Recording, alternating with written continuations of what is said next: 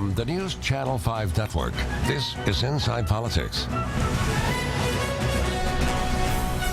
Hello, everyone. I'm News Channel 5's political analyst, Pat Nolan. Welcome to Inside Politics. Super Tuesday was quite a day in Tennessee and in a dozen other states across the country. But what have we learned now about who's ultimately will be the Republican and Democratic nominees for president? And what happens next in the primary and caucus season as it continues towards what proved to be, or what looked to be, a couple of really interesting political conventions coming up for the national parties this summer. Joining us to share their thoughts and insights are Brent Leatherwood, the executive director of the Tennessee Republican Party, and Mary Mancini, the chair of the Tennessee Democratic Party. Thank you both for coming on the show today. Appreciate you inviting us. Brent, Donald Trump got almost 40% of the vote in the GOP primary. That gave him a sizable double-digit win. He had 4 other opponents against him. He won 94 out of 95 counties in Tennessee, only lost Williamson County. In the exit polls, it seems he won almost every voter demographic. So isn't it fair to say that Tennessee Republicans want Donald Trump to be their party's nominee? I think a plurality of Tennessee Republicans want Donald Trump to be their nominee. And there are a good sizable chunk of Tennessee Republicans who selected other candidates to be their nominee. You know, this is a part of a primary. We still have 4, maybe 5 viable candidates, depending on what Dr. Carson announces later this weekend.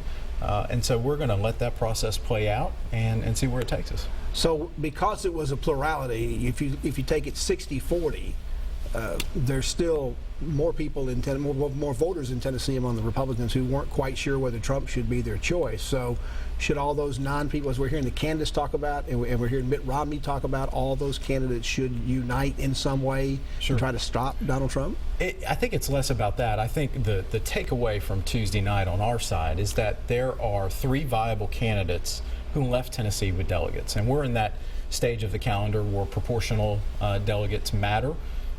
We will flip over the calendar on March 15th to winner-take-all states, and that's really when it matters if you win a state. Obviously, it's very good psychologically to say that you've got some states in your back pocket, but we had 3 candidates come in here who walked away with delegates. And, you know, Governor Kasich is being very competitive in some of these other states. So we've still got a way for this to play out. Right now, I heard a statistic yesterday.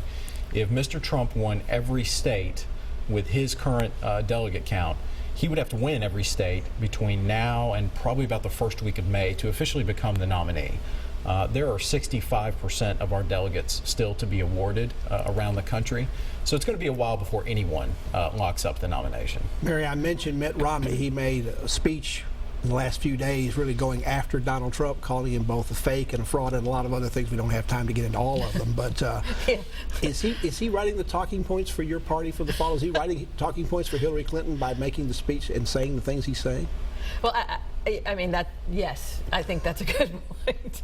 I was taking notes, but I think it's more than that. It's a Republican Party that is panicking because of who their front runner is. And when you watch the debate and the debates, and you see a man who is not very presidential. He's not taken seriously by a lot of people, and he is the front runner for your party.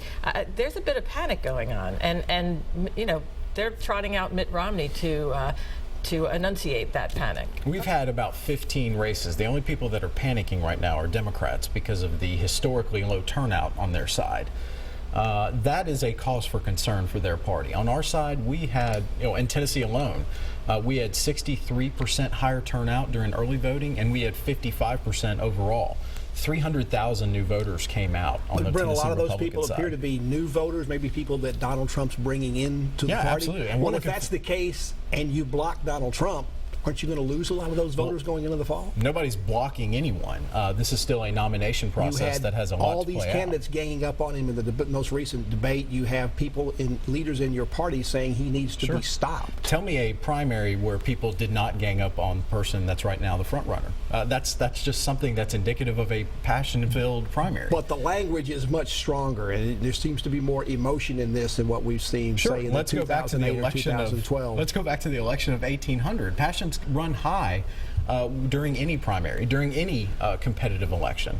So that's not something that's new to this election cycle. What is new is the historically low turnout on the Democratic side. Well, Mary, let's talk about that. Yeah, let's talk about that. Even in Tennessee, the Democrats got outnumbered more than 2-1 going to the polls. Now that's got to be concerning going into November. No, it's not concerning. No, it's not concerning at all. I mean, I think what that is indicative of is the fact that we would be satisfied with either one of those candidates, because clearly, put up against the Republican frontrunners, either one would be the only adult in the room. So it's not a sign that that the Democrats don't have enough Democrats in the state to carry this state or in other states. No.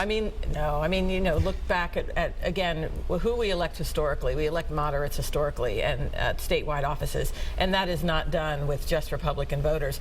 We also look at the 2008 election and the way the turnout had flipped. In the Democratic primary, there was a much bigger turnout then because people were passionate about one candidate or another. What we're looking at now is we've got two candidates that are clearly qualified. They're talking about the issues that matter to the people of America and subsequently the people of Tennessee, and that's what is exciting for us as we go into this final primary process and see who we're going to be facing in November. The Democrats of yesteryear may have elected moderates, but if you look at their two candidates on the ballot, neither one of them can be called moderate. Their primary, even though it was set up as a coronation for Secretary Clinton, has essentially turned into a race to the left. And Bernie Sanders has dragged her that way for sure. But now she is just taking the ball and running to try and show that she's some sort of progressive. The fact is that neither one of them are moderates. Tennesseans of all stripes are not going to support either one this November, and I can guarantee that. All right, let's take a break. Let's take everybody will have a chance to get back on that. Let's take a break. We're talking presidential politics in the wake of Super Tuesday. Mary Mancini, the chair of the Tennessee Democratic Party, is our guest, along with Brent Leatherwood, who's the executive director of the Republican Party. Stay with us on Inside Politics. Back after this break.